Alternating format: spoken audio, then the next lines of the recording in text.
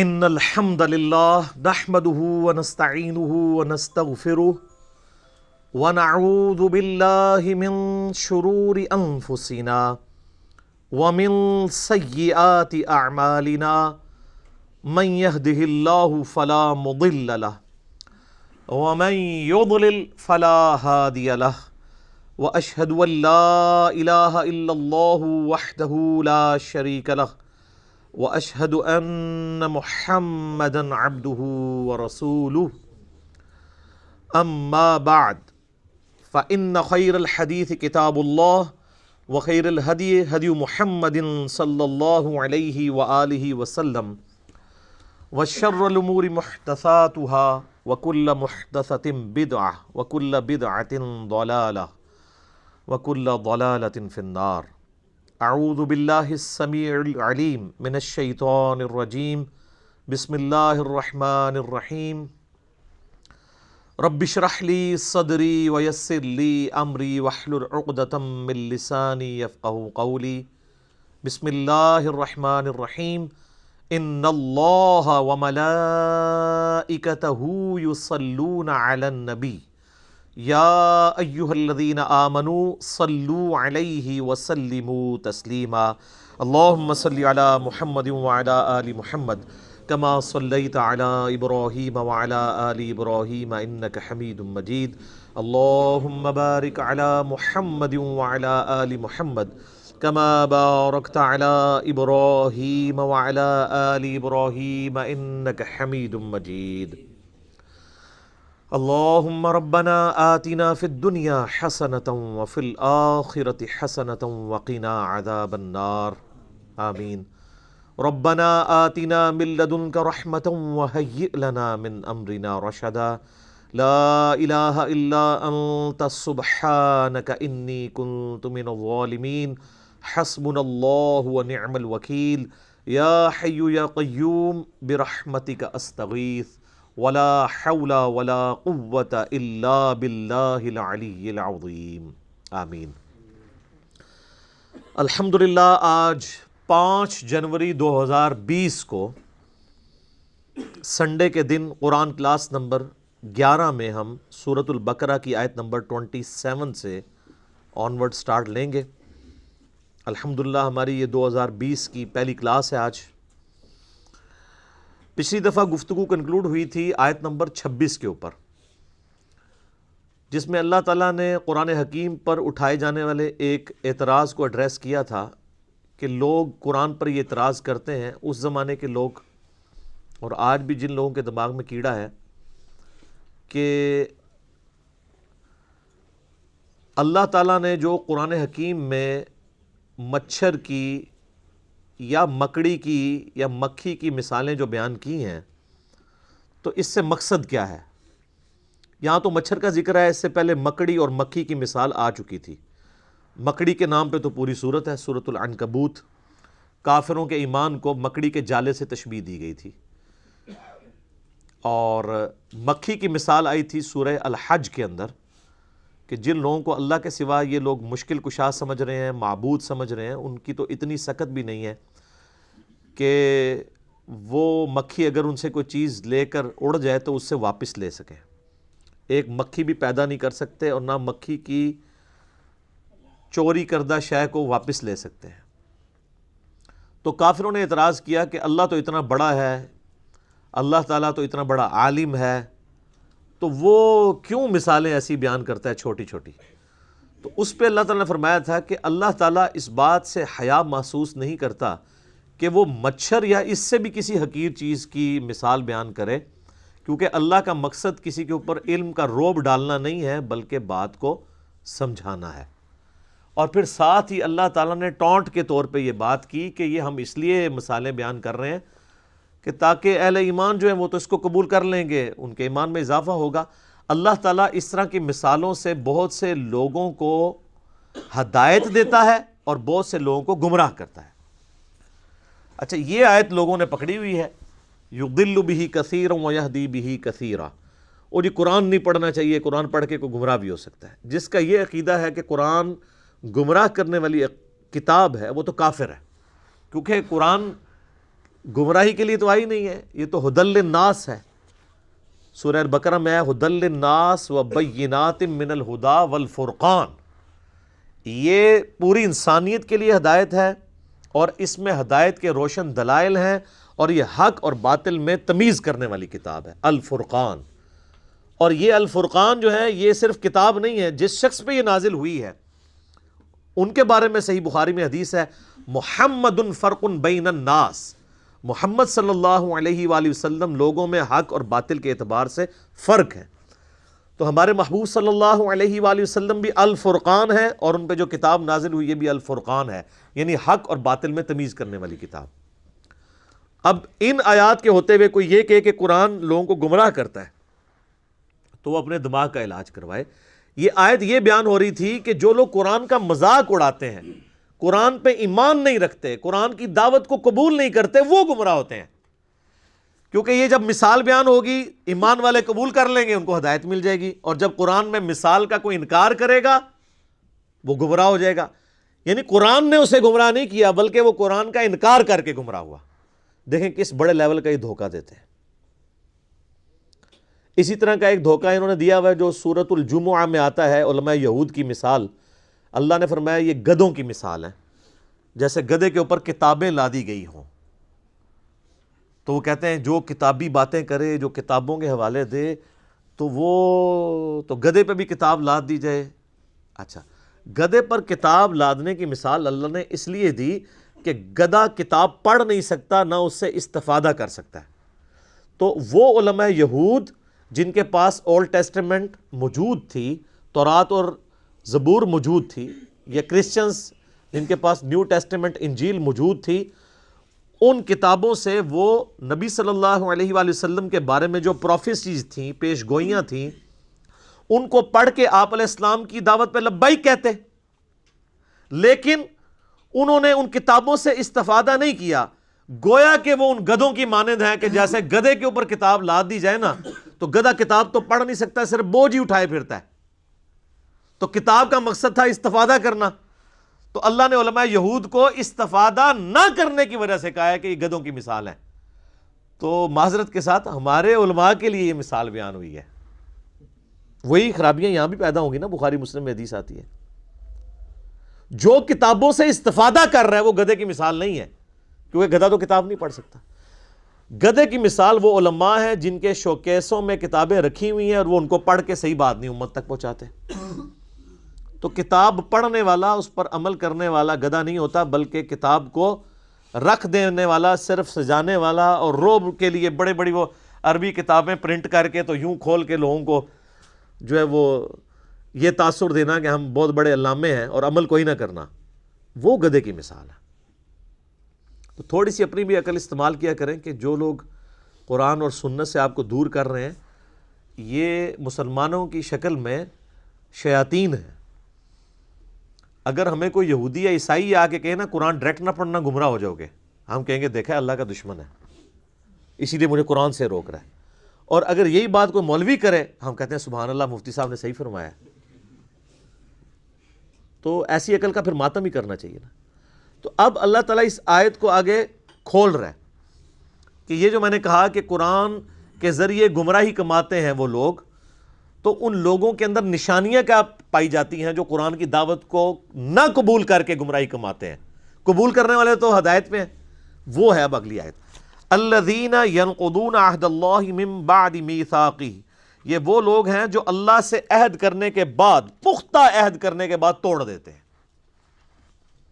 اب ظاہر ہے یہ تعویل خاص کے اعتبار سے تو یہودیوں سے اللہ تعالیٰ نے عہد لیا ہوا تھا، آگے چل کے آئے گا اللہ تعالیٰ نے کوہ طور کو ان کے اوپر سائبان کی طرح بلند کر دیا تھا کہ اس کتاب تورات پہ ایمان لاؤ ورنہ پہاڑ تمہارے اوپر گرنے لگا ہے۔ آپ ذرا امیجن کریں اتنا بڑا پہاڑ بادل کی شکل میں اوپر آ جائے اور کہا جائے کہ پکڑو تورات کو ورنہ آیا جائے تہاڈے ہوتے، تو وہ بڑا کس لیول کا پکا عہد پھر انہوں نے کیا ہوگا، لیکن اس کے بعد توڑ دیا انہوں نے۔ اور تعویل عام کے اعتبار سے ہر انسان نے اللہ سے ایک عہد کیا ہوا ہے، جس کی ڈیٹیل آئے گی سورۃ الاعراف میں، الستُ بربکم، اللہ نے ہماری ارواح سے یہ عہد لیا تھا، کیا میں تمہارا رب نہیں ہوں؟ تو سب نے مانا تھا کہ ہاں تو ہی ہمارا رب ہے۔ ہماری جبلت کے اندر توحید موجود ہے، لیکن وہ عہد پھر لوگ توڑ دیتے ہیں۔ اندر جو توحید موجود ہے اس سے روگردانی اختیار کرتے ہیں۔ وَيَقْطَعُونَ مَا أَمَرَ اللَّهُ بِهِ أَن يُوصَلَ، اور وہ رحمی رشتوں کو توڑ دیتے ہیں جن کے جوڑنے کا اللہ نے حکم دیا ہے۔ حقوق العباد کا معاملہ آ گیا۔ پہلی چیز حقوق اللہ اور توحید، اور دوسری چیز حقوق العباد میں وہ لوگ کمزور ہوتے ہیں۔ حقوق العباد میں وہی کمزور ہوگا نا جو اللہ کے معاملے میں کمزور ہوگا۔ اگر اسے سورۃ النساء کی آیت پتہ ہوگی کہ جو لوگ یتیموں کا مال نہ حق ہڑپ کر رہے ہیں وہ اپنے پیٹ میں دوزخ کی آگ بھر رہے ہیں، جو آگ اس وقت تو ہمیں نہیں جلا رہی لیکن گورنمنٹ پوزیشن میں ہے، آخرت کے اندر یہ ایکٹیو ہو جائے گی۔ تو ڈاکٹر اسرار صاحب اکثر کہا کرتے تھے رحمہ اللہ تعالی کہ جو دنیا میں صرف مورل لاز جو ہے وہ ایسے ہیں جو ایکٹیو نہیں ہیں، فزیکل لاز سارے ایکٹیو ہیں۔ اگر کسی کی زبان پہ انگارہ رکھ دیا جائے زبان جل جائے گی، لیکن حرام کا لقمہ رکھا جائے، آپ خنزیر بھی بے شک زبان پہ رکھ لیں زبان نہیں جلے گی، کیونکہ وہ مورل لاز ہیں۔ وہ آخرت میں جا کے وہ ایکٹیو ہو جائیں گے۔ کسی نے حرام کا مال کھایا تھا، دنیا میں نہ بھی نکلے، اس کے پیٹ میں درد نہ بھی ہو، آخرت میں وہی سارا مال اس کے اوپر عذاب بن کے مسلط کر دیا جائے گا۔ تو حقوق العباد کے معاملے میں بھی قطع رحمی کرتے ہیں، اور قطع رحمی سے مراد جو رحمی رشتے ہیں، آپ کے قریبی رشتہ دار ہیں، ان کے ساتھ وہ اس نے سلوک نہیں کرتے۔ بخاری اور مسلم دونوں میں حدیث ہے، جب اللہ تعالیٰ نے صلہ رحمی کو پیدا فرمایا تو اس کو مخاطب کر کے کہا کہ جو تجھے جوڑے گا میں اس سے اپنا تعلق جوڑوں گا، اور جو تجھے توڑے گا میں اس سے اپنا تعلق توڑ لوں گا۔ تو یہ اسلام میں حقوق اللہ اور حقوق العباد یہ پیرلل میں چلتے ہیں۔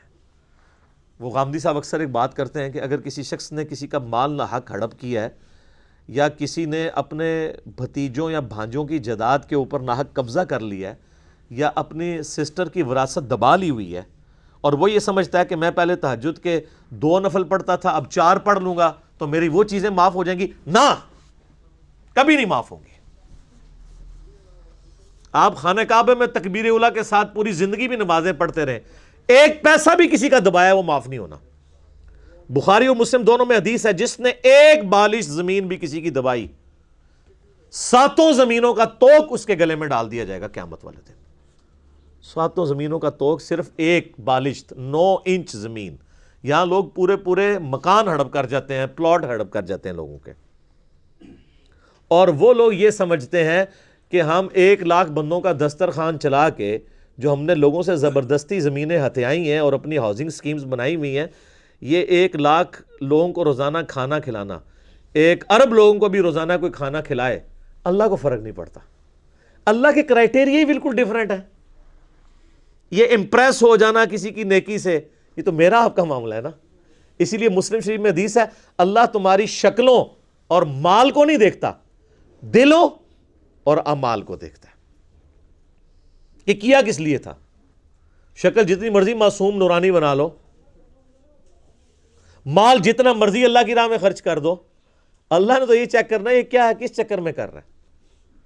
اور قرآن حکیم میں کم از کم 4 مقامات پہ یہ مضمون ریپیٹ ہوا ہے کہ جو اس قسم کے اعمال کرنے والے لوگ ہیں، اللہ فرماتا ہے قیامت والے دن ہم ان کے اعمال کی طرف بڑھیں گے اور ان کو بکھرا ہوا غبار کر دیں گے، جیسے کوئی ایک فٹ بال کی طرف بڑھتا ہے نا اور ٹھوکر مار کے پرے کرتا ہے۔ اللہ تعالیٰ فرماتے ہیں ہم ایسے لوگوں کے اعمال کو ختم کر دیں گے۔ وہ اعمال تو ہے ہی نہیں تھے، وہ جن کاموں کے لیے وہ کیے گئے تھے وہ ان کو اجر مل چکا۔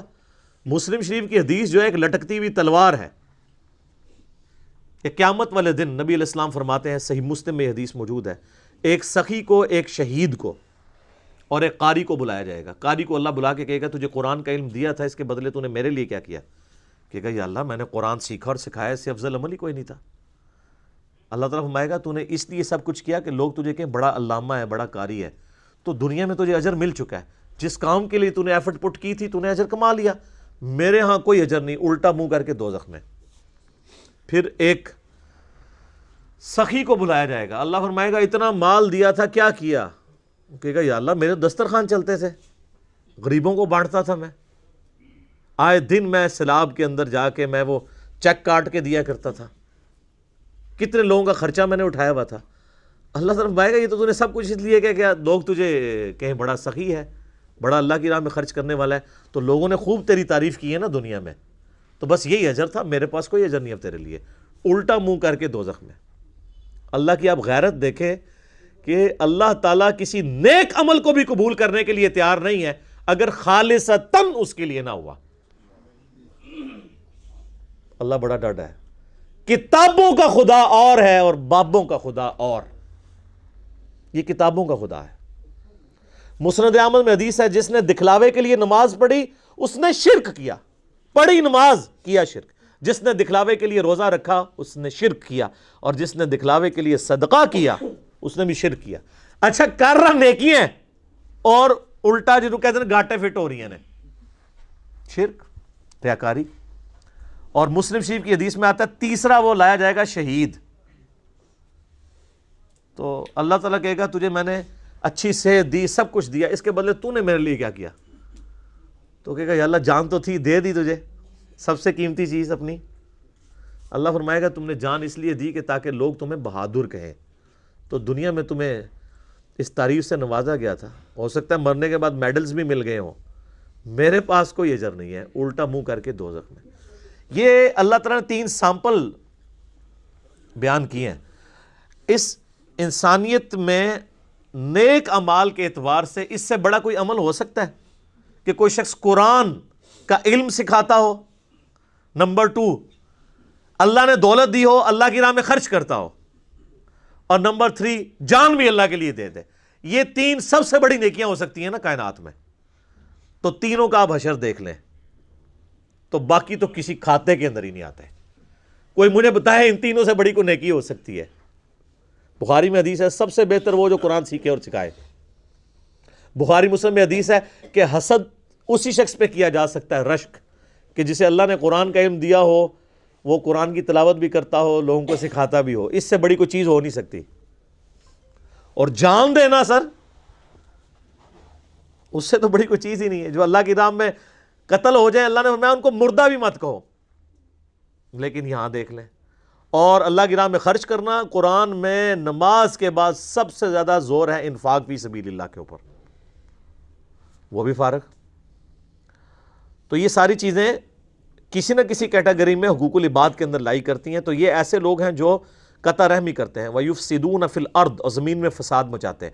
فساد تو خود ہی ہو جائے گا نا، جب آپ کسی کی حق تلفی کریں گے تو وہ بڑا ہو کے خود کش حملہ آور ہی بنے گا نا، آپ کے اوپر بدلہ ہی لے گا نا آپ سے۔ جب آپ کسی کے ساتھ زیادتی کریں گے تو زمین میں فساد فی الارض تو ہوگا نا۔ یہ یاد رکھیے گا، معاشرہ 2 چیزوں پہ چلتا ہے، احترام جان پہ اور احترام مال پہ۔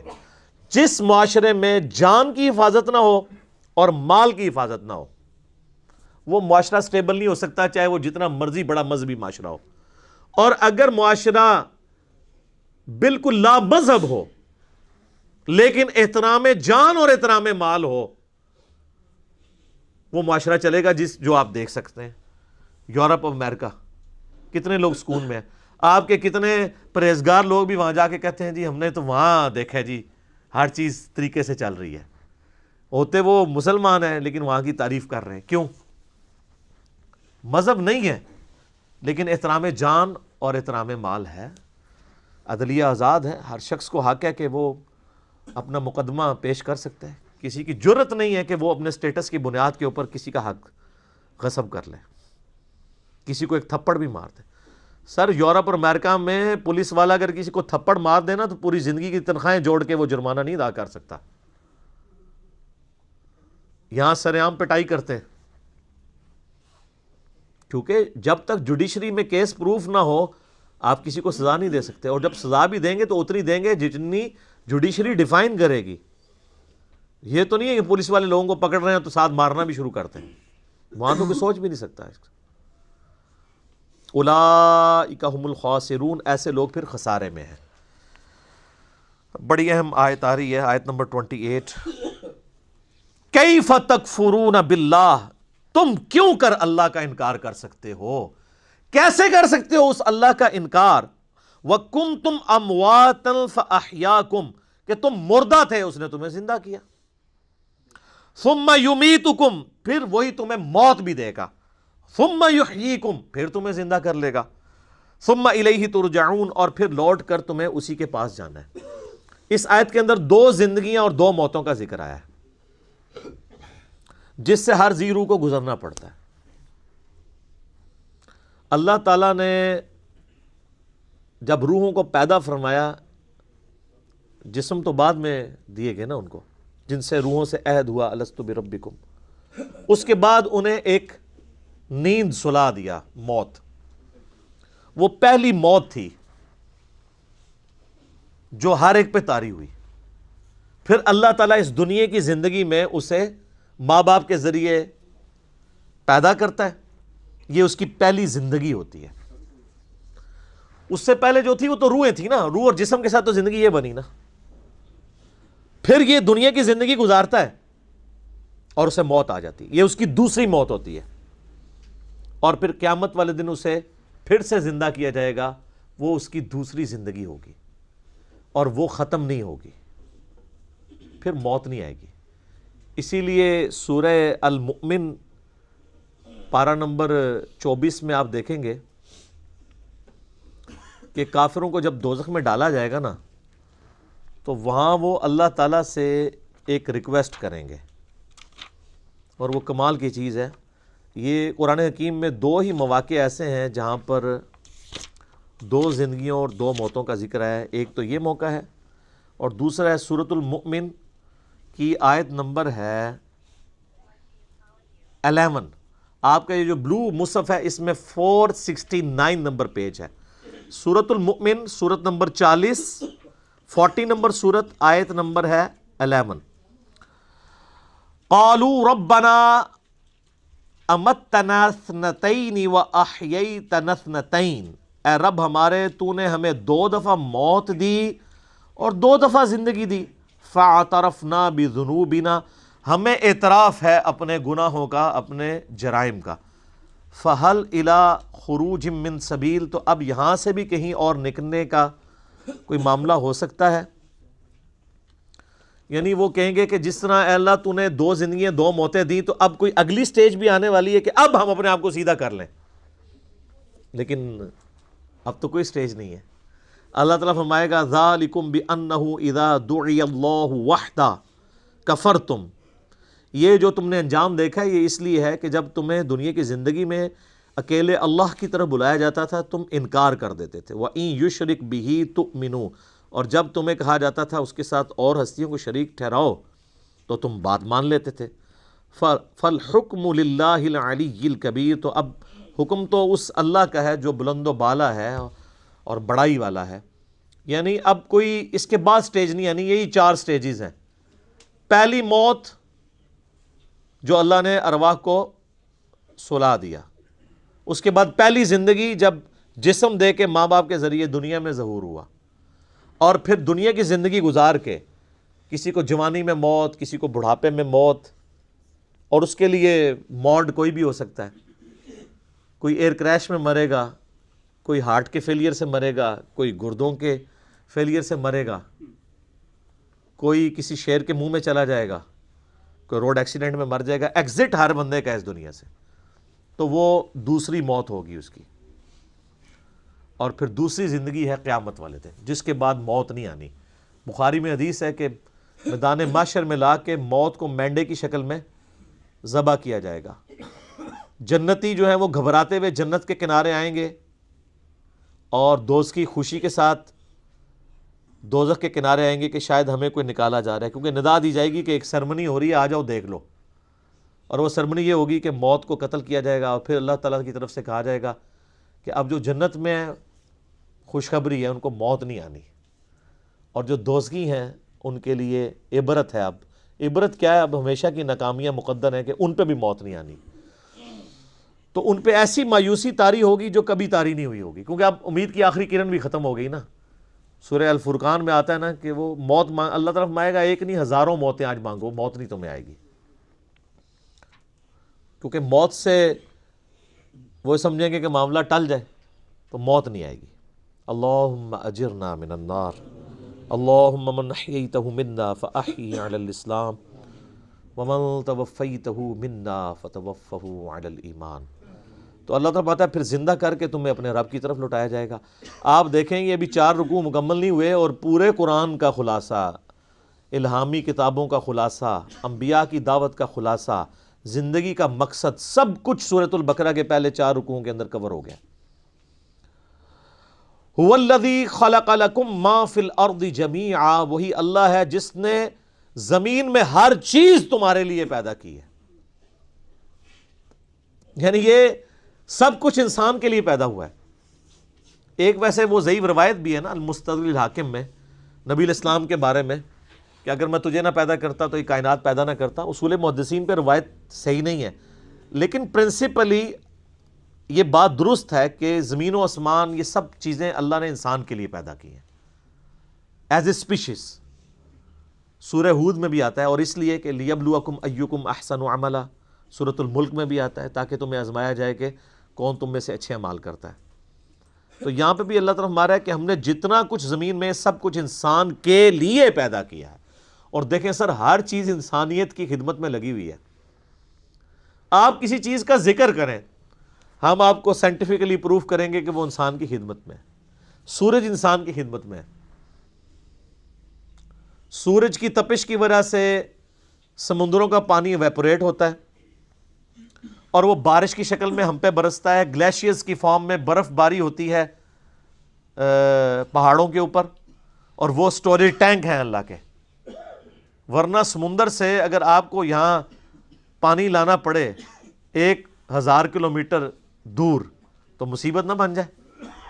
تو وہ فری میں وہاں سے پانی پہنچ رہا ہے شمالی علاقوں میں، وہاں پہ گلیشیئرز، اور پھر اسی سورج کی تپش سے وہ گلیشیئر پگھلتے بھی ہیں۔ اگر آپ کو گلیشیئر پگھلانے پڑ جائیں تو کتنی انرجی چاہیے؟ آپ کے تو گھر کی گیس نہیں روٹی پکانے کے لیے پوری ہو رہی، ان گلیشیئرز کو کون پگھلا سکتا ہے؟ اور پھر وہ جب گلیشیئرز پگھلتے ہیں تو زمین کے اوپر بھی دریا چلتے ہیں اور زمین کے نیچے بھی سوتوں میں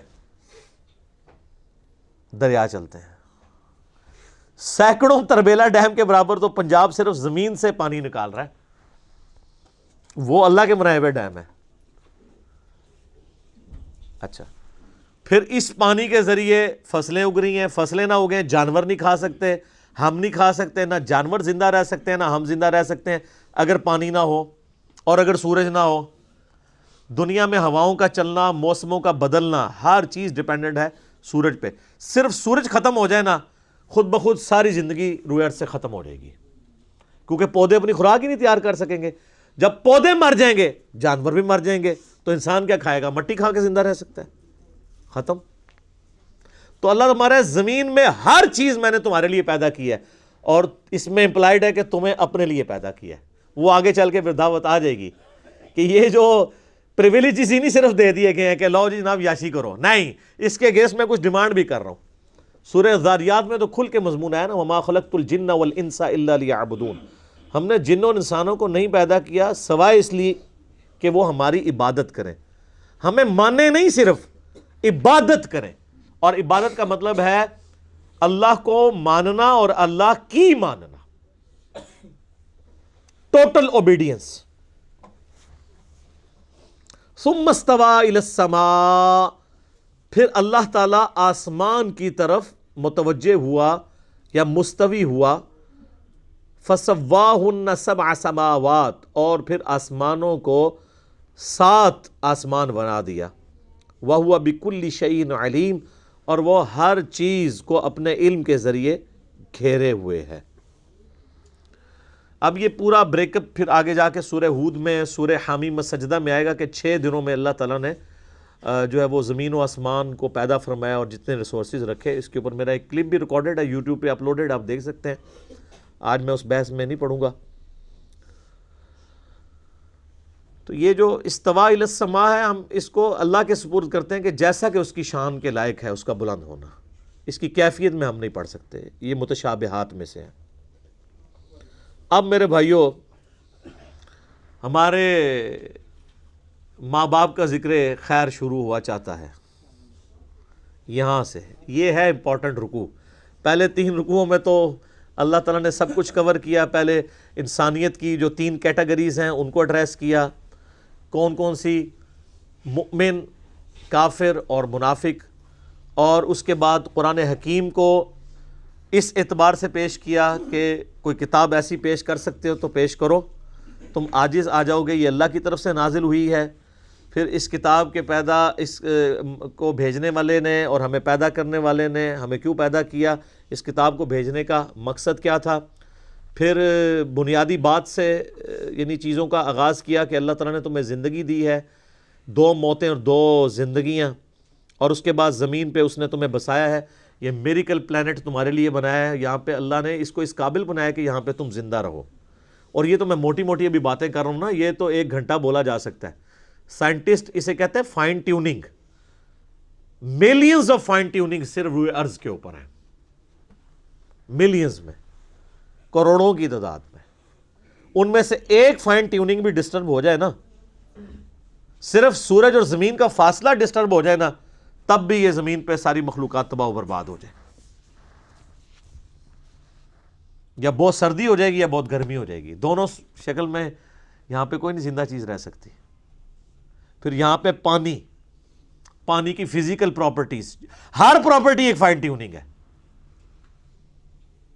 کیمیکل پراپرٹیز، فضا کے اندر آکسیجن اور نائٹروجن کی جو مقدار ہے، پھر آکسیجن کی اپنی پراپرٹیز، صرف آکسیجن ہی آپ ختم کر دیں سب کچھ ختم۔ تو یہ ہر ایک فائن ٹیوننگ ہے۔ میں نے اس کے اوپر ایک ویڈیو ریکارڈ کروائی تھی، مسئلہ نمبر 60، who is Allah in the light of latest scientific facts, اللہ کون ہے جدید سائنسی حقائق کی روشنی میں۔ اب یہ چوتھا رکوع ہے جس میں اللہ تعالیٰ نے اس بنیادی بات سے شروع کیا ہے جہاں سے سارا انسانیت کا سلسلہ شروع ہوا تھا۔ آپ دیکھیں سورہ بقرہ جو ہے، اس کو شروع میں رکھنے کی اب آپ کو حکمت بھی کلیئر ہو رہی ہوگی۔ قرآن میں کوئی صورت اس قابل نہیں ہے سورہ بقرہ کے سوا کہ اسے قرآن کے آغاز میں رکھا جاتا، کیونکہ جب آپ کوئی کتاب کھولتے ہیں تو آپ کو تھوڑا ایک بلو پرنٹ تو کلیئر ہونا چاہیے یہ کتاب کیا کرنے جا رہی ہے، وہ سورہ بقرہ ہی ہے۔ اور اللہ کے پاس جو مصحف لوح محفوظ میں ہے، انسانیت کی پیدائش سے پہلے بھی وہ اسی ترتیب پہ ہے جو ترتیب ہمارے پاس اب موجود ہے۔ اگرچہ یہ ترتیب نزولی نہیں ہے، لیکن ترتیب مصحف بل ہوا قرآن مجید فی لوح محفوظ یہی ہے۔ اب وہ ذکر آ رہا ہے وَإِذْ قَالَ رَبُّكَ لِلْمَلَائِكَةِ إِنِّي جَاعِلٌ فِي الْأَرْضِ خَلِيفَةً، اور وہ وقت یاد کرو جب اللہ تعالیٰ نے فرشتوں سے فرمایا کہ بے شک میں زمین میں ایک خلیفہ بنانے والا ہوں۔ بھائی خلیفہ کی ضرورت تو اس کو پڑتی ہے جسے موت آ جانی ہو، کہ مرنے سے پہلے وہ اپنے لیے کسی کو نامزد کر دیتا ہے، میرے بعد یہ کام چلائے گا۔ یہ معنی بھی ہوتا ہے خلیفہ کا، لیکن خلیفہ کے لیے یہ ضروری نہیں ہے کہ جو اس کو خلیفہ بنا رہا ہے کہ وہ بھی مر چکا ہو۔ اس کو آپ دنیاوی مثال سے سمجھیں کہ جب یہاں پہ انگریزوں کی حکومت تھی نا، تو یہاں پہ وائسرائے ہوتے تھے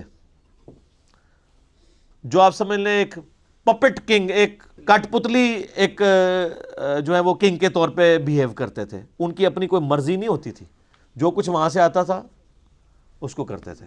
ویسے تو آج بھی کٹ پتلی ہیں، تو اس وقت تو بہت زیادہ ہی تھے، وہ ملکہ کی طرف سے کنگ کی طرف سے جو آرڈر آتا تھا اس کو امپلیمنٹ کرتے تھے۔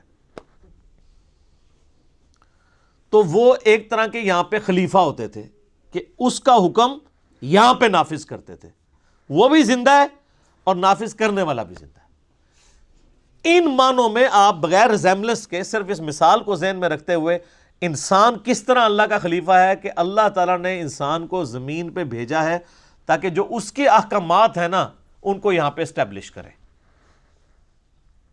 قرآن میں جگہ جگہ یہ بات آئے گی، اللہ چاہتا تو ایک آیت واحد میں سب کو ہدایت دے دیتا، لیکن اس نے یہ طریقہ اڈاپٹ نہیں کیا، انسان خود ہی اس معاملے کو لے کے چلے۔ ان معنوں میں انسان اللہ کا خلیفہ ہے۔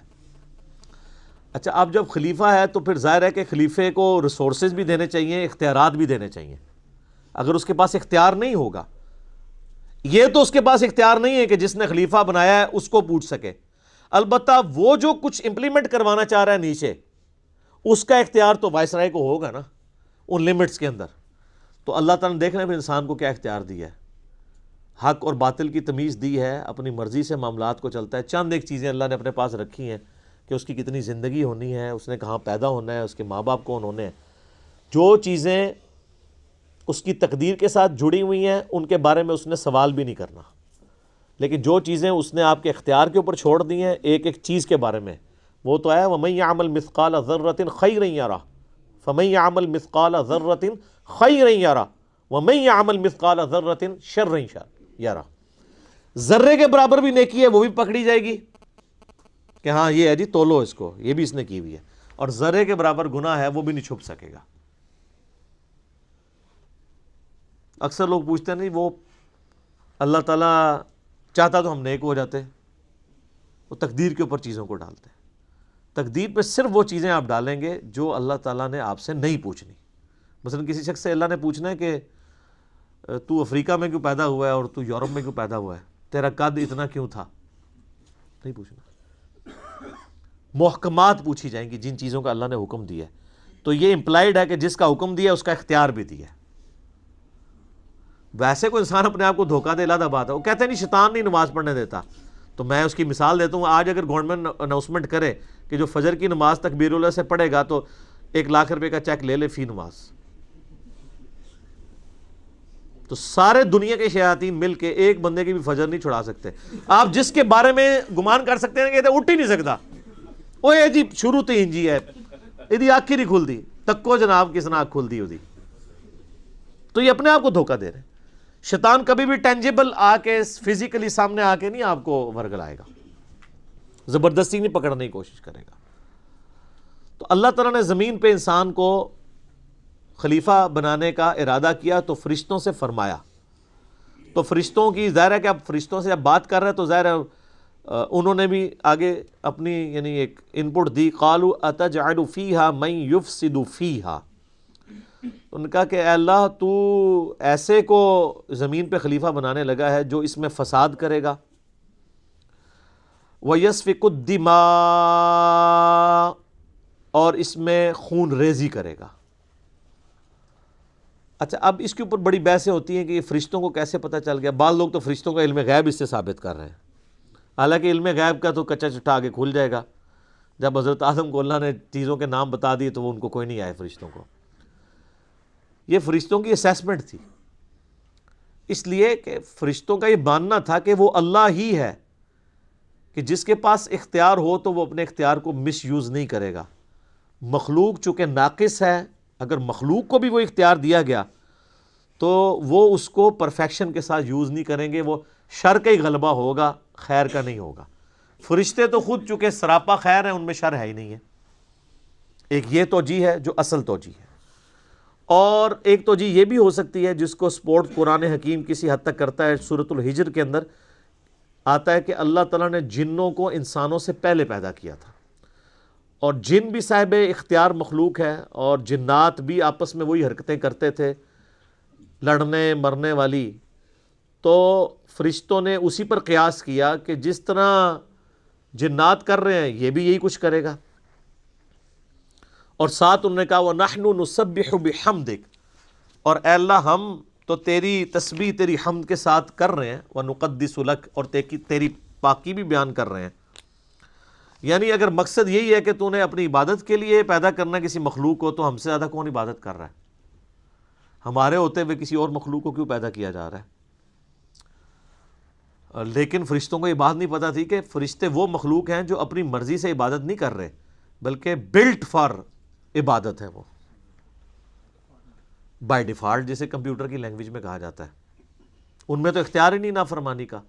شیطان نے بھی اس لیے نافرمانی کی کہ وہ جنوں میں سے تھا۔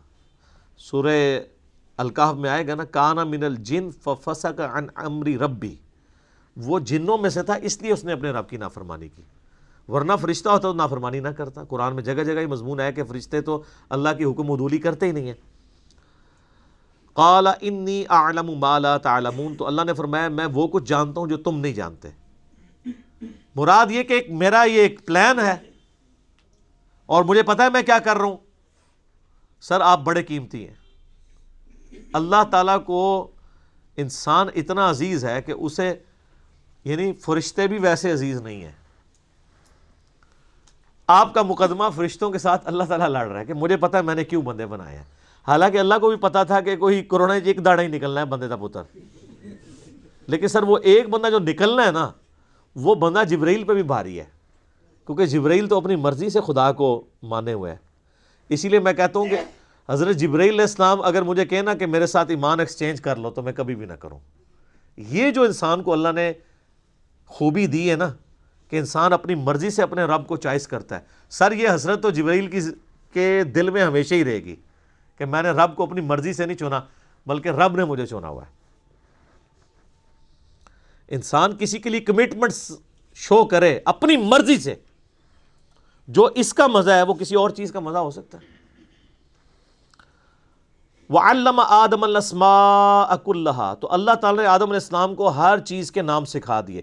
پوٹینشلی ہر چیز کا نام اللہ تعالیٰ نے حضرت آدم علیہ السلام کو سکھا دیا. یہی وہ ایکوائرڈ نالج ہے، فزیکل فینامنا آف نیچر کا علم. شروع میں آپ کوئی بھی چیز ڈسکور کرتے ہیں تو اس کا نام ہی رکھتے ہیں نا. جب بھی کوئی چیز ڈسکور ہوتی ہے تو اس کا نام رکھا جاتا ہے. لوہا دریافت ہوا تو اس کو انسانیت نے نام دیا. کوئی جانور دریافت ہوتا ہے جو پہلے علم میں نہیں، اس کو نام دیا جاتا ہے. کوئی دھات دریافت ہوتی ہے، کوئی پیریوڈک ٹیبل میں آپ کو پتہ ہے اب تو کمپلیٹ ہو چکا ہے، تو وہ جو بھی چیز ڈسکور ہوتی ہے اس کو نام دیا جاتا ہے. تو پوٹینشلی اللہ تعالیٰ نے آدم علیہ السلام کو چیزیں سکھا دی تھیں، لیکن وہ آہستہ آہستہ انسانیت نے ترقی کی ہے.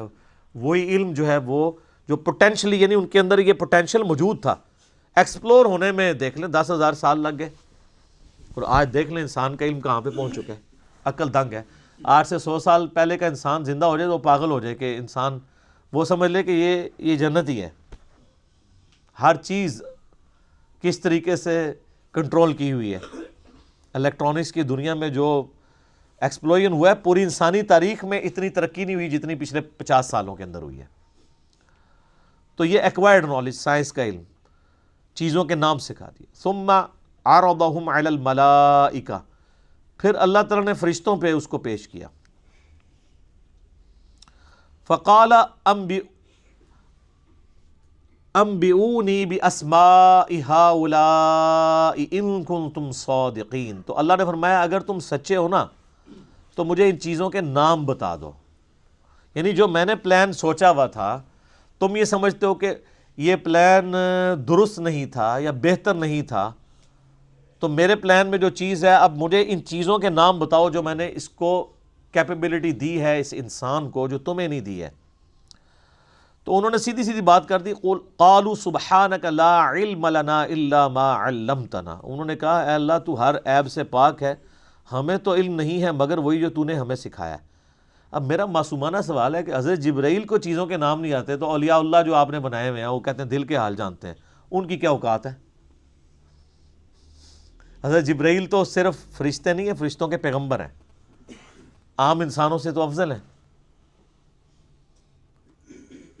تو وہ حضرت آدم کے دل کا حال جان لیتے نا. آدم کو تو سکھا دیے تھے نا. آدم کے تو دل میں وہ نام آ گئے تھے نا، تو جو دل کا حال پڑھ لیتے ہیں تو وہ کہتے ہیں یا اللہ ابھی پڑھ کے بتا دیتے ہیں. جب شیخ عبد القادر جنانی دل کا حال پڑھ لیتے ہیں تو ہم تو فرشتے ہم نہیں پڑھ سکتے. ابھی آدم کا دل پڑھ کے آپ کو بتاتے ہیں کہ آپ نے کیا کچھ سکھایا ان کو. سب کچھ کہانی ہے. قرآن کے ہر صفحے پہ اتنی بڑی بڑی چپیڑیں ہیں سب کانٹیننٹ انڈیا، پاکستان اور بنگلہ دیش کی فرسودہ نظریات کے اوپر. اس لیے انہوں نے ایسے بالکل صحیح ٹوٹکا آپ کو بتایا کہ قرآن پڑھنا نہیں ہے، اس کے سوا چارہ ہی کوئی نہیں ان کے پاس. یہ رسک لے بھی نہیں سکتے. ترجمے بھی صرف برکت کے لیے کیے ہیں. میں آپ کو صحیح بتا رہا ہوں. آپ بہار شریعت کھول کے دیکھیں، فقہ حنفی کا انسائکلوپیڈیا ہے نا اردو زبان کے اندر، مفتی امجد علی صاحب نے لکھا ہے، اعلیٰ حضرت احمد صاحب ریلوی صاحب کے خلیفہ ہیں. تو جب نماز کا چیپٹر شروع ہے نا، وہ ہر چیپٹر سے پہلے نا جو ٹاپک ڈسکس کرتے ہیں نا اس پہ احادیث لے کے آتے ہیں. طہارت کا چیپٹر ہوگا تو بخاری مسلم سے احادیث لے کے آئیں گے، وضو کے اوپر، غسل کے اوپر، ان ساری چیزوں کے اوپر. اسی طریقے سے حج کا چیپٹر آئے گا، احادیث لے کے آئیں گے. نماز کا جب چیپٹر آیا نا تو اس پہ بھی حدیثیں لے کے آئے، لیکن حدیثیں کون سی کہ نماز پڑھنے سے گناہ معاف ہو جاتے ہیں، پتوں کی طرح جھڑ جاتے ہیں. اب آگے نماز کا طریقہ بھی تو لکھنا چاہیے تھا نا ان کو. تو وہ حدیثیں چھوڑ دی، باقی جتنی بخاری مسلم میں حدیثیں تھیں ساری ایک جگہ جمع کر دیں، لیکن ضمیر تو ملامت کرتا ہے نا. تو اینڈ پہ جا کے لکھا کہ یہ احادیث ہم صرف برکت کے لیے لکھ رہے ہیں، رہا ان احادیث کی روشنی میں نماز کا طریقہ اخذ کرنا تو وہ ہمارا کام ہی نہیں. ہمارے بزرگوں نے بہت عرصہ پہلے یہ کام کر دیا، ہمیں اسے دوبارہ کرنے کی ضرورت نہیں ہے. وہ بزرگ جو بہت عرصہ پہلے کام کر کے گئے نا، وہ کام کر کے نہیں گئے، کام پا کے گئے نا. تو یہ اندھا تھا جب بخاری مسلم سے حدیثیں لکھ رہا تھا، اس کو نہیں پتا تھا کہ نماز کا طریقہ، جب تم فضائل لکھ رہے ہو نماز کا طریقہ بھی اسی بخاری مسلم سے لکھو نا، اور پھر بتاؤ کہ بزرگ کام ڈال کے گئے ہیں۔ تو اصول برکت کے لیے وہ کہتے، اس میں لکھا ہے کہ ہم یہ برکت کے لیے لکھ رہے ہیں، کوئی یہ نہ سمجھے کہ اس سے ہم نے نماز کا طریقہ اخذ کرنا ہے۔ تو قرآن بھی جو ترجمے ہوئے ہیں برکت کے لیے ہوئے ہیں، اس سے کوئی یہ نہ سمجھے کہ اس کو پڑھ کے اس پہ عمل بھی کرنا ہے۔ قالوا سبحانک لا علم لنا الا ما علمتنا، انہوں نے کہا اللہ تو پاک ہے، ہمیں تو بس اتنا ہی پتا ہے جتنا تو نے ہمیں سکھایا ہوا ہے، ہم تو دل کا حال نہیں کسی کا جان سکتے، علم غیب نہیں ہے۔ انک انت العلیم الحکیم، بے شک تو ہی ہے علم والا اور حکمت والا۔ پھر اللہ نے کہا قال یا آدم، اے آدم، انبئہم باسمائہم، ان کو ذرا بتا دو نا ان چیزوں کے نام۔ تو آدم علیہ السلام کو تو اللہ تعالیٰ نے سکھائے ہوئے تھے، تو انہوں نے پھر وہ نام بتا، فلما انبأہم باسمائہم، تو جب آدم علیہ السلام نے ان چیزوں کے نام بتا دیے، یعنی جو بھی اللہ نے ایک سامپل کے طور پہ چیزوں کے نام پوچھے تھے، تو اللہ نے فرمایا قال الم اقل لکم انی اعلم غیب السماوات والارض، تو اللہ تعالیٰ نے فرمایا کہ میں نہ کہتا تھا کہ میں زمین و آسمانوں کے غیب کو جاننے والا ہوں، وَأَعْلَمُ مَا تُبْدُونَ وَمَا كُنْتُمْ تَكْتُمُونَ، اور میں جانتا ہوں جو کچھ تم ظاہر کرتے ہو اور جو کچھ تم چھپاتے ہو۔ یہاں بھی علم غیب کا اللہ نے بتا دیا کہ غیب کا علم میرے پاس ہے، اور جتنا علم میں کسی کو سکھاؤں گا اس کو آئے گا، اور جس کو میں نے نہیں سکھایا ہوگا کسی کی کوئی کمپیٹنسی نہیں ہے کہ وہ حاصل کر سکے۔ اور میں جانتا ہوں جو کچھ تم ظاہر کرتے ہو اور جو کچھ تم چھپاتے ہو۔ اچھا، اس سے ایک بات تو یہ پتہ چلی کہ آدم علیہ السلام کو اللہ تعالیٰ نے فضیلت دی ہے علم کی بنیاد کے اوپر، وجدان، عشق، یہ جو آپ کو کوئی کہانیاں کرائی ہوئی ہیں ان پہ نہیں، علم کی بنیاد پہ۔ اور ہمارے نبی علیہ السلام کو سورہ طٰہٰ میں اللہ تعالیٰ نے یہ حکم دیا کہ آپ دعا کیا کریں قل رب زدنی علما، اے رب ہمارے، اے میرے رب میرے علم میں اضافہ کر دے۔ تو اللہ تعالیٰ کہ میں جانتا ہوں جو کچھ تم ظاہر کر رہے ہو جو کچھ تم چھپاتے ہو۔ اب جو ظاہر کر رہے تھے وہ تو ہمیں بھی پتہ چل گیا کہ وہ کیا کہنا چاہ رہے تھے کہ یا اللہ ہم تیری عبادت کرنے والے ہیں، کافی ہیں، یہ زمین میں فساد کرے گا، لڑائی جھگڑا کرے گا۔ اور جو تم چھپاتے ہو، یعنی تمہارے دل کے اندر بھی اگر کوئی خیال آتا ہے، انہ علیم بذات الصدور، سینوں کے چھپے ہوئے رازوں کو جاننے والا۔ یہاں پہ شائبہ ہوتا ہے اس بات کا کہ فرشتوں کی خواہش یہ تھی کہ انہیں خلیفہ بنایا جائے، ان کے اندر کہیں چھپی ہوئی خواہش موجود تھی۔ تو اللہ نے فرمایا کہ یہ جو کچھ تم کہہ رہے ہو نا، جو تم کہہ رہے ہو وہ بھی مجھے پتہ ہے، جو تہاڈے اندر خواہش ہے نا وہ بھی مجھے پتہ ہے۔ اس میں یعنی ایک اشارہ ملتا ہے۔ ظاہر ہے وہ جو مقدمہ جس طرح لڑ رہے ہیں، اب وہ ڈائریکٹ تو نہیں کہہ سکتے تھے کہ یا اللہ ہمیں خلیفہ بنا دے، ظاہر ہے اللہ تو مالک ہے، تو مالک کے ساتھ گفتگو کرتے ہوئے ایک ڈیکورم کے اندر ہی اپنا میسج کنوے کیا جاتا ہے نا کہ اللہ اس کو بنا رہا ہے، یہ تو یہ ہے، یہ تو یہ ہے، اس میں تو یہ ہے، یہ ہے۔ تو مراد یہ ہے کہ اسی بھی ہیں، سانو بھی کنسیڈر کرو۔ تو وہ اللہ نے فرمایا کہ جو تم ظاہر کر رہے ہو وہ مجھے پتا ہے، جو تمہارے اندر ہے، جو تمہارے اندر اگر کوئی خواہش چھپی ہوئی ہے نا تو وہ بھی مجھے پتا ہے۔ وَإِذْ قُلْنَا لِلْمَلَائِكَةِ اسْجُدُوا لِآدَمَ، اور جب ہم نے کہا فرشتوں سے کہ سجدہ کرو آدم کو، فَسَجَدُوا إِلَّا إِبْلِيسَ، تو سب سجدے میں گر پڑے سوائے ابلیس کے۔ ابلیس یعنی جو جیلس ہونے والا ہے، حسد کرنے والا۔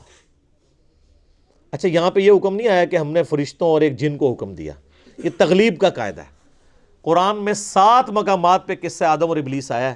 سورہ البقرہ میں بھی آیا ہے، اس کے بعد سورۃ الاعراف میں آئے گا، سورہ الکہف میں، سورہ بنی اسرائیل میں، سورہ طٰہٰ کے اندر، سورہ صاد کے اندر۔ لیکن ایک ہی موقع ہے قرآن میں جہاں پہ یہ بات آئی ہے کہ وہ جن تھا اس لیے سجدہ نہیں کیا۔ 6 مقامات پہ یہ پتہ ہی نہیں چلتا کہ فرشتوں کو حکم ہوا ہے تو ایک فرشتہ کیوں باغی ہو گیا ہے، جبکہ قرآن جگہ جگہ آتا ہے فرشتے باغی نہیں ہوتے۔ اس لیے میں کہتا ہوں قرآن کا ایک صفحہ بھی اگر آپ نکال دیں نا تو قرآن ہدایت کے لیے کافی نہیں ہوگا۔ اور وہ سورۃ الکہف میں ہے کان من الجن، وہ جنوں میں سے تھا، ففسق عن امر ربی، اس لیے اس نے اپنے رب کی نافرمانی کی۔ اگر وہ فرشتہ ہوتا تو کبھی بھی نافرمانی نہ کرتا. وہ جنوں میں سے تھا. ابا واستکبر، وہ اکڑ گیا اور تکبر کیا، انکار کیا اس نے اور تکبر کیا. وکان من الکافرین، اور یوں وہ کافروں میں داخل ہو گیا. اور ایک ترجمہ یہ ہے کہ وہ ہے ہی کافر تھا. مراد یہ کہ اس کے اندر کی یہ جو تکبر تھا اس کو کھولنے کا سبب یہ واقعہ بنا، ورنہ وہ اندروں ہے ہی کچھ سی، اس پہ مشکل وقت نہیں آیا تھا. جس طرح معذرت کے ساتھ آپ دیکھتے ہیں ہمارے جو پولیٹیکل لیڈرز ہیں، جب وہ اپوزیشن میں ہوتے ہیں تو ماشاءاللہ لگتا ہے کہ ان سے زیادہ کوئی امت کا خیر خواہ ہی نہیں ہے، اور جن جن باتوں کے اوپر وہ حکمرانوں کو ٹانٹ کر رہے ہوتے ہیں، جب وہ خود حکومت میں آتے ہیں ان حکمرانوں کی طرح وہ بھی بلکہ اس سے بھی بڑھ کر برے طریقے سے بہیو کر رہے ہوتے ہیں. تو ہم بھی یہ کنکلوڈ کر سکتے ہیں کہ یہ اصل میں یہ بھی اندر سے یہی کچھ ہی تھے. ہاں ایکسپوز اس وقت ہوئے کہ جب ان کے اوپر بھی وہی وقت آیا. جب تک مشکل وقت نہیں آئے گا تو کیسے پتہ چلے گا؟ غزوہ تبوک نہ ہوتی تو منافقین اور مومنین کا فرق کیسے پتہ چلتا؟ غزوہ احد نہ ہوتی تو عبداللہ ابن ابی جو 300 بندے لے کے الگ ہو گیا تھا تو کیسے پتہ چلتا کہ ماشاءاللہ نعرے مارنے والوں میں 300 بندہ جو ہے منافق ہے؟ کیسے پتہ چلتا؟ 1000 میں سے 300 نکل گیا. عبداللہ ابن مسعود کہتے ہیں کہ اگر یہ غزوہ احد کا یہ واقعہ نہ ہوا ہوتا، کوئی مجھ سے پوچھتا تو میں قسم اٹھا کے کہہ سکتا تھا کہ نبی علیہ السلام کے صحابہ میں کوئی بھی منافق نہیں ہے. لیکن میں تو حیران ہو گیا کہ 300 بندے تو احد میں ہی نکل گئے، 1000 میں سے 300 نکل گئے، آلموسٹ 1/3 ہی نکل گئے نا. تو جب مشکل وقت آتا ہے پھر پتہ چلتا ہے کہ کون کون محبوب کی امت میں سے ہے. ویسے آپ کہہ لیں جتنا مرضی آپ نعرے مار لیں، اپنے املاک کو نقصان پہنچا لیں، بڑے بڑے بینرز لگا لیں، بہت آسان ہے، مشکل وقت میں پتہ چلتا ہے. تو اللہ تعالیٰ فرماتا ہے کہ وہ ہے ہی کافروں میں سے تھا، یعنی اس کے اوپر جب یہ وقت آیا پھر اس کی حقیقت کھل کے سامنے آ گئی کہ اس کے اندر یہ چیز بھری ہوئی تھی. وَقُلْنَا يَا آدَمُ اسْكُنْ أَنْتَ وَزَوْجُكَ الْجَنَّةَ، تو ہم نے آدم سے اور اس کی بیوی سے فرما دیا تھا کہ تم دونوں اس جنت میں رہو. وَكُلَا مِنْهَا رَغَدًا حَيْثُ شِئْتُمَا، اور دونوں کھاؤ پیو جتنا چاہو یہاں پر، جتنا عرصہ چاہو یہاں پہ اس جنت میں رہو، لیکن ایک شرط کے ساتھ، وَلَا تَقْرَبَا هَذِهِ الشَّجَرَةَ، یہ ایک درخت ہے جس کے قریب نہیں تم نے جانا. فَتَكُونَ مِنَ الظَّالِمِينَ، اگر ایسا ہوا تو تم پھر حق تلفی کرنے والوں میں، ظالموں میں، اللہ تعالیٰ کے نافرمانوں میں شمار ہو جاؤ گے. اب بعض لوگ کہتے ہیں درخت کون سا تھا؟ وہ جڑا بھی ہوئے درخت تل کے فرق پہنتا ہے. اللہ تعالیٰ وہ درخت کی کوئی خوبی نہیں بتانا چاہ رہا کہ وہ درخت نے اینج کر کے کھینچ لیا سی. یہ بتانا چاہ رہا ہے کہ اللہ نے ایک سیمپل کے طور پہ ایک چھوٹا ٹیسٹ انسان کو گزارا کہ forbidden fruits are always sweet, منع کیے گئے پھل ہمیشہ میٹھے ہوتے ہیں. یعنی وہ انسان اس کی طرف مائل ہوتا ہے نا.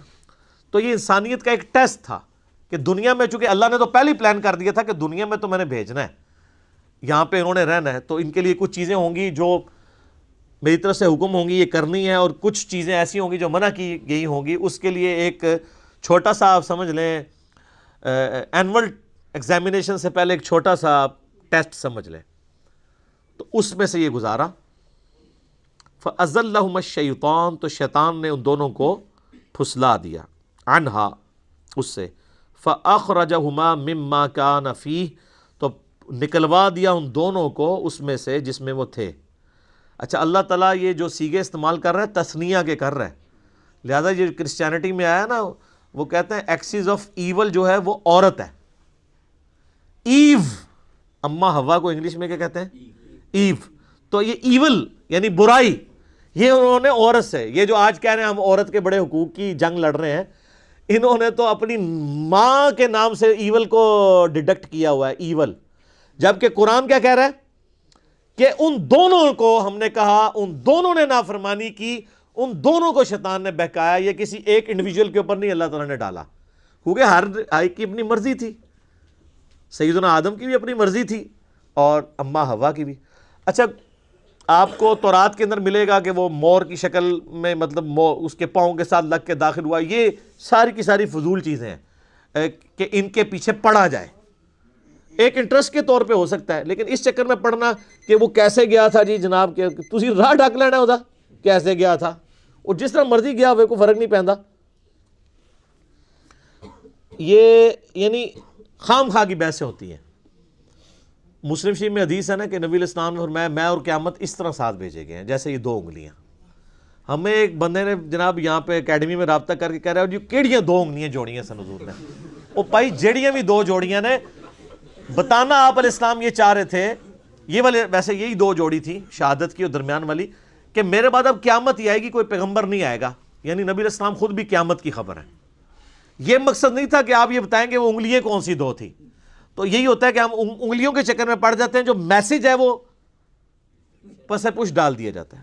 یہاں پہ بھی اللہ تعالیٰ نے فرمایا کہ شیطان نے ان دونوں کو ورگلایا. ابھی یہ آیت باقی ہے, انشاءاللہ اگلی دفعہ اس آیت کو ہم ایلبوریٹ کریں گے کہ کس طریقے سے یہ سارے معاملات ہوئے, اور کراس ریفرنس کے طور پہ جو باقی آیات جہاں سے ضرورت پڑی تو میں انشاءاللہ اس کو بیان کروں گا. اللہ تعالیٰ سے دعا ہے جو حق بات میں نے کہی اللہ تعالیٰ ہمارے دلوں میں راسخ فرمائے. اگر جذبات میں میرے منہ سے کوئی غلط بات نکل گئی تو اللہ تعالیٰ ہمارے دلوں سے اسے محو کر دے, ہمیں معاف بھی فرما دے, ہمیں کتاب و سنت کی تعلیمات پر عمل کر کے دوسرے بھائیوں تک پہنچانے کی توفیق عطا فرمائے. اللہم صلی علی محمد وعلی آل محمد کما صلیت علی ابراہیم وعلی آل ابراہیم انک حمید مجید. اللہم بارک علی محمد وعلی آل محمد کما بارکت علی ابراہیم وعلی آل ابراہیم انک حمید مجید. سبحانک اللہم وبحمدک اشہد ان لا الہ الا انت استغفرک واتوب الیک وما علینا الا البلاغ المبین. جزاکم اللہ خیرا.